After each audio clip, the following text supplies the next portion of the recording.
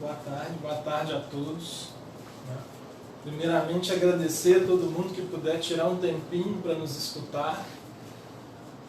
Hoje é um dia, para nós, muito importante. Não é um dia de se comemorar, mas sim um dia de batalha, um dia de luta, um dia de conscientização, que é o dia 18 de maio, que para a gente é o dia de combate ao abuso e à exploração sexual de crianças e adolescentes. A gente vai tentar falar de uma forma muito simples e de uma forma bem objetiva, tá? E a gente aproveita, porque todos os anos a gente vai às escolas, conversa com as crianças e conversa com os adolescentes. Hoje a gente tem uma oportunidade de fazer diferente, a gente conversar com os pais, que é um público que nesses 11 anos de campanha a gente acabou não conseguindo atingir até o momento. Desculpem se falar as crianças que estiverem ouvindo, porque a gente quer também atingir esse público, aproveitar essa oportunidade. Então, assim, hoje, 18 de maio, é o dia de combate ao abuso e exploração sexual de crianças e adolescentes. Tá? Existe aqui em Goiânia? Existe. Estou com a conselheira tutelar aqui, a presidente do conselho. Ela vai passar alguns números para vocês, tá? Para mostrar a importância do tema, do combate e principalmente das denúncias, que a gente precisa fazer com que as pessoas entendam que tão ruim quanto sofrer é não contar com a proteção das pessoas que gostam da gente, das pessoas que sabem. Uma vez que a nossa cultura, infelizmente, tem aquele ditado do em briga de marido e mulher, ninguém mete a colher. Nesses casos e em vários outros, a gente precisa meter a colher. E em violência contra a criança também. Tá? Eu vou explicar melhor um pouquinho mais para frente, mas a gente vai seguir o seguinte. Vou passar a palavra para a presidente do Conselho Tutelar. Ela vai explicar como é que funciona, como é que eles recebem a denúncia, o que eles fazem, o papel deles e os casos. E aí passa um pouquinho, eu volto e aí eu continuo, ok?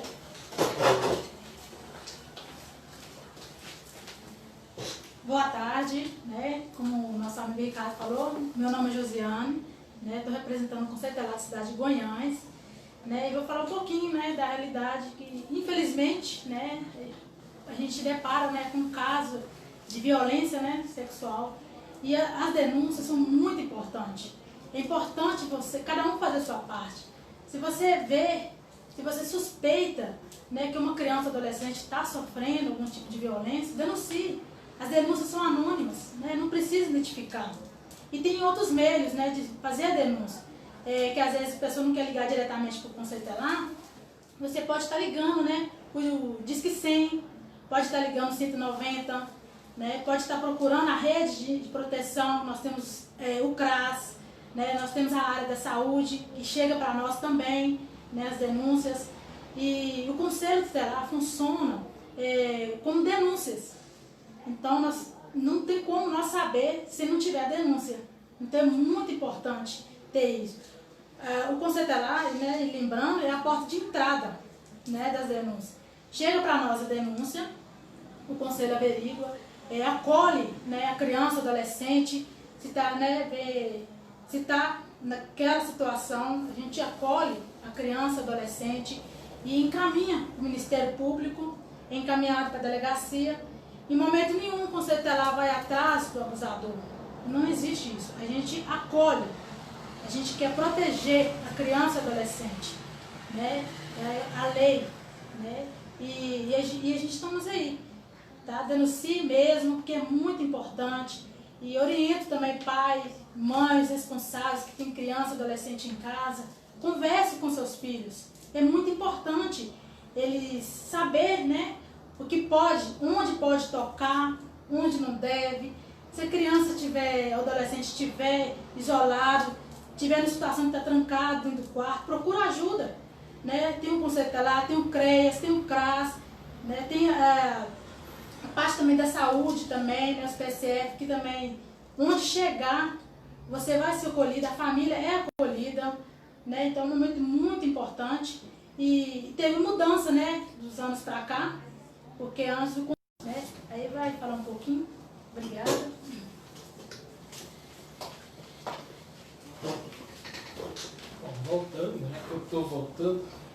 Sempre quando a gente recebe um encaminhamento, eu estou atuando nesse combate à violência há cerca de 9 anos. Sempre que a gente recebe criança ou adolescente, tá? Sempre vem aquela pergunta: será que é verdade? Será que está mentindo? Será que não está? Será que... Só que se for imaginação, ninguém imagina nada do nada. Ela tem que ter tido contato com um conteúdo, com alguma coisa, porque também é um tipo de violação, é um tipo de abuso. Então, abuso não é simplesmente a gente pensar em alguém, né, fazer algo contra a criança de uma forma consumada, digamos assim. Tá? Existem outros tipos de abuso. Passar a mão é um abuso. Tá? Mostrar pornografia para criança ou para adolescente também é um tipo de abuso. Então quando nós recebemos as denúncias vindas do Conselho Tutelar, as crianças e os adolescentes, a gente não necessariamente está preocupado se aquilo é verdade ou não. A gente precisa entender aquilo como um todo. Tá? E a sociedade precisa pensar nisso. O problema não é só, consumou o fato, tadinha ou tadinho. Não, a gente precisa pensar no estrago como um todo. Porque, se você expor material impróprio para uma criança, ela não tem muita noção do que é certo e errado. Mas se um adulto expõe, ela vai entender aquilo como certo. Porque o adulto na cabeça dela é quem ensina. Então ela tende a reproduzir, ela tende a fazer com outras crianças. E geralmente, um dos parceiros que nós temos em relação às denúncias é a escola por isso, que é o ambiente social daquela criança. Tá? Então ela vê um conteúdo que ela não sabe se é certo ou se é errado, mas se é certo ou se é errado.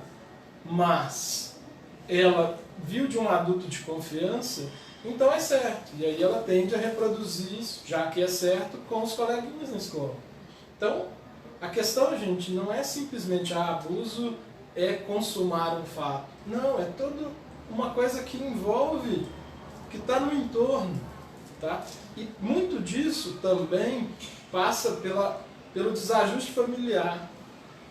Nós temos, tá, neste ano, final do ano de 2009, princípio de 2020, foi feito no município um diagnóstico. Esse diagnóstico, na verdade, a rede passou todos os dados que tinha para a gente poder verificar as condições das nossas crianças e adolescentes. Tá? E nesse diagnóstico, uma das coisas que nos ficou muito clara é que às vezes, tá, o apoio familiar falta, aquela conversa em família falta. Às vezes as pessoas não têm um tempo de sentar para almoçar junto, para poder perguntar para as crianças, para os adolescentes como é que foi o dia, para poder saber. E aí elas não percebem coisas simples. Por exemplo, uma criança feliz, brincalhona, cheia de energia, se ela sofreu algum tipo de abuso, ela tende a se retrair. Aí vocês vão perguntar por quê? Mas por quê? Por que ela se retrai? Porque, na verdade, geralmente o abusador não é aquele cara ruim que a gente vê na rua, com cara de mal, que chega, que põe uma arma na criança, leva a criança. Não é. O grande perfil do abusador é o gente boa, aquela pessoa de confiança que conquista os pais, que conquista a criança, que conquista todo mundo. Por quê? Porque essa pessoa é que se a criança em algum momento denunciar, vai virar e falar, olha, isso é mentira, isso é invenção, porque todo mundo gosta dela. Essa pessoa é perigosa. Tá? Essa é a que a gente tem que ter cuidado. Não estou falando que todo mundo que é gente boa é ruim, não. Mas é a que a gente tem que ter cuidado. Porque na hora que conquista a confiança, tá? Abusador, e aí eu posso dizer nos meus 9 anos de experiência, o abusador ele conquista a criança na brincadeira. Tá? Ele chama para brincar, eu não vou colocar muito detalhe não, para também não ensinar o que eu não posso. Mas ela vai tentando levar a criança na brincadeira. E aí a criança sempre acha que aquilo que ela está sofrendo é uma brincadeira. Então ela não entende muito bem o que está passando. E é preciso que nós, familiares, que a gente fique atento, que a gente converse.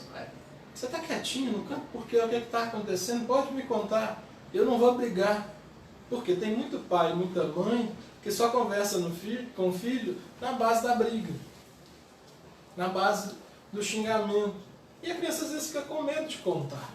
Então é preciso criar o diálogo, é preciso criar a conversa para que, com a família ajustada, a criança se sinta segura. Até para poder falar mal de alguém próximo, de alguém que gosta, de alguém com carinho, que está fazendo coisa errada. Então nós precisamos criar isso. E isso o diagnóstico nos mostra muito bem. Que as famílias de Goiânia, infelizmente, estão sem tempo. E nós precisamos criar esse espaço. Então esse é um dos tipos de abuso. Tá? A gente tem as violências sexuais que são socialmente aceitas, por exemplo. Né? Eu falo, por exemplo, eu já vi pessoas que dizem, ó, você pega uma criança, um menino, por exemplo, quanto mais cedo você mostrar pornografia, alguma coisa, mais ele vai entender para que lado, porque tem esse medo de que, se eu não ensinar, ele vai ser isso ou aquilo. Então tem essa também, dentro da família, esse tipo de violência. Mostrar conteúdo pornográfico para criança, tá? Também é um tipo de abuso. Então a gente precisa pensar nisso também. Eu estou fazendo com que meu filho goste disso ou daquilo. Não é mostrar conteúdo que vai fazer seu filho gostar disso ou daquilo. Então a gente precisa começar a quebrar esses tabus.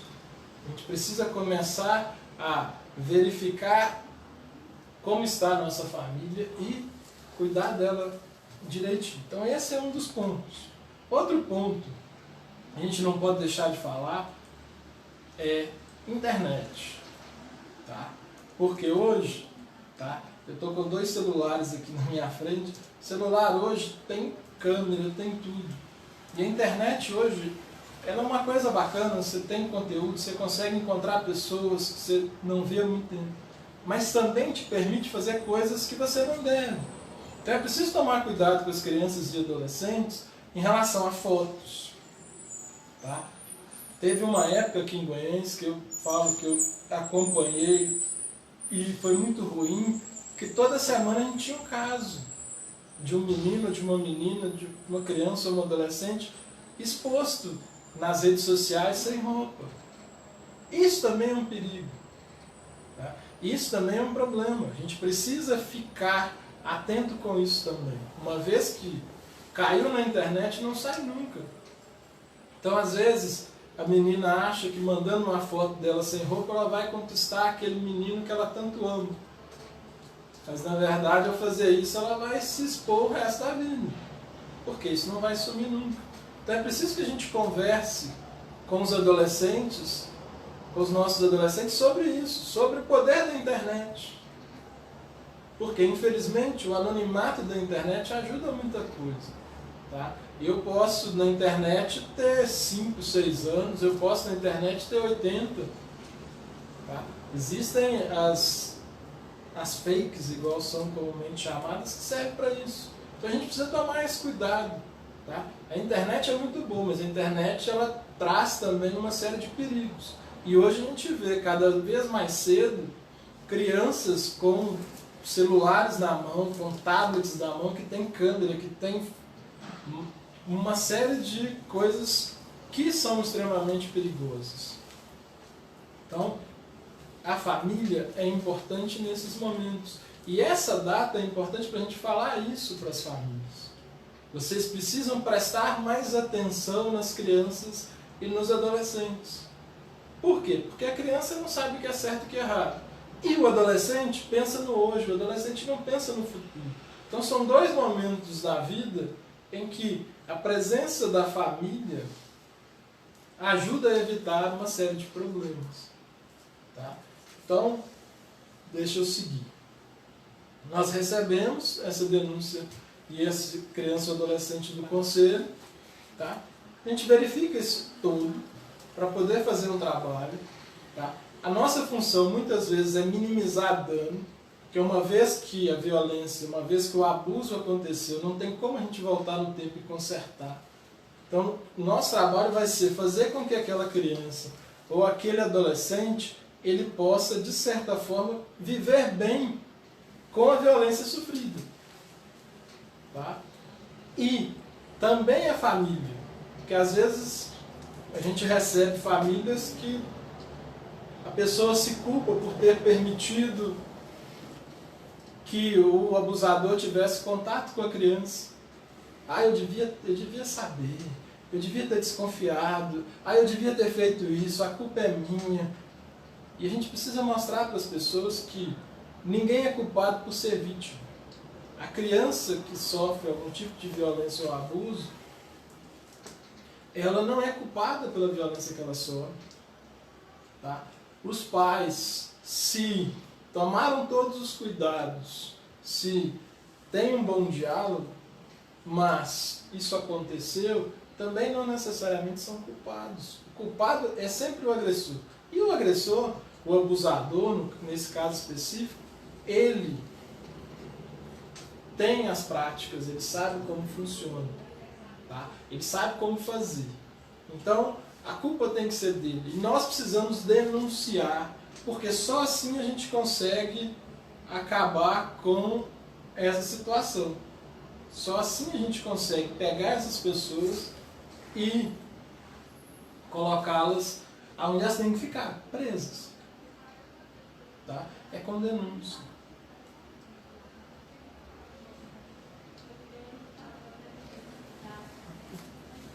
Pois é.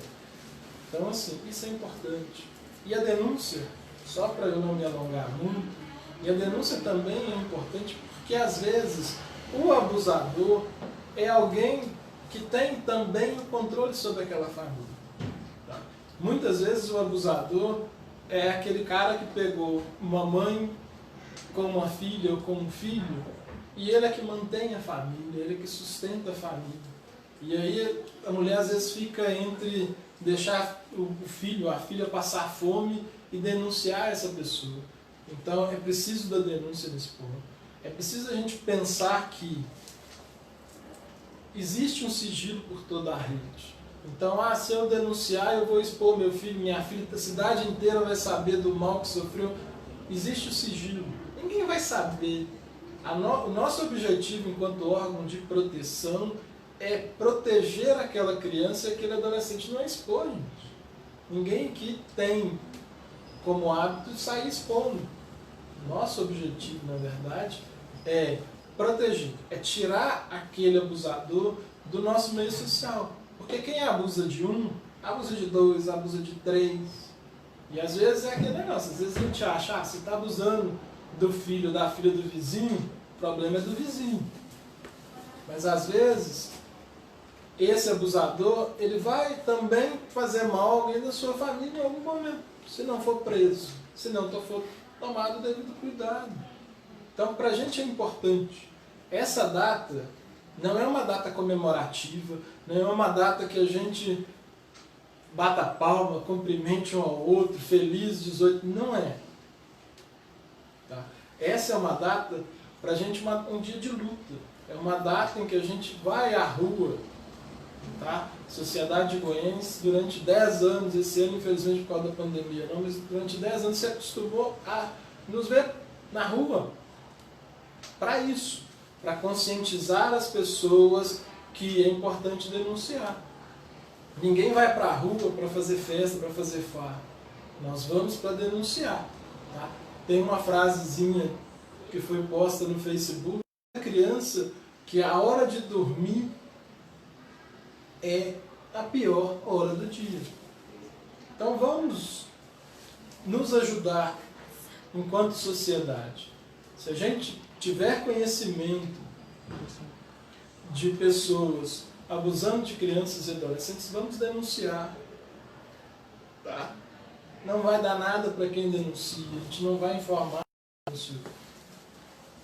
Só que, como a conselheira disse, de 9 em 2018, nós pulamos para 12 em 2019. E aí, se vocês me disserem assim, mas 9, 12, numa cidade de 30, 40 mil pessoas, 12 que foram denunciados. Porque, com certeza, outras crianças sofreram, não receberam os devidos, não foram protegidos. Nós tivemos, se não me engano, tem dois casos trágicos no Nordeste, de uma menina que chegou até a se matar, porque